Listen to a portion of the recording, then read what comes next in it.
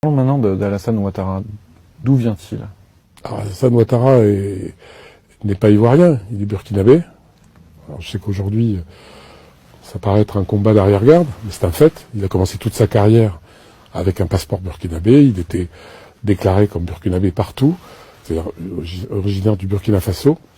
Il a été appelé par Houphouët-Boigny, le premier président de Côte d'Ivoire, comme Premier ministre dans les années 90, en 94, pour, en réalité, parce que c'est un technicien, il était au FMI, pour s'occuper en particulier de la dévaluation du franc CFA. Voilà, c'est un technicien. Et des ambitions lui sont venues à ce moment-là, et notamment parce qu'il a rencontré aussi son épouse, qui est une femme très ambitieuse, une grande femme d'affaires, qui a géré, parce qu'elle est devenue amie très intime du patron de la BCEAO, de la Banque centrale d'Afrique de l'Ouest, ensuite très très proche de M. Houphouët-Boigny, très intime de M. Houphouët-Boigny.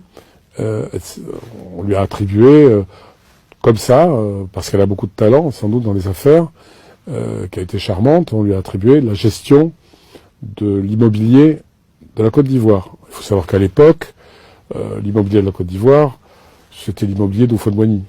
La caisse, il n'y avait pas deux caisses, il y avait une seule.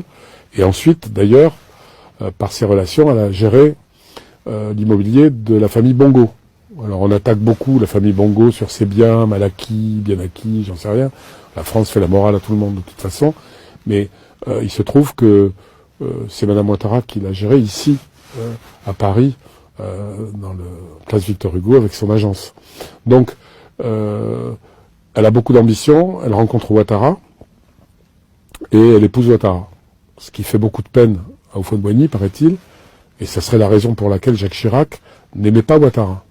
Parce qu'il avait, selon le chargé des affaires africaines de l'Élysée à l'époque, M. Bonnecorse, il avait piqué la femme d'Houphouët.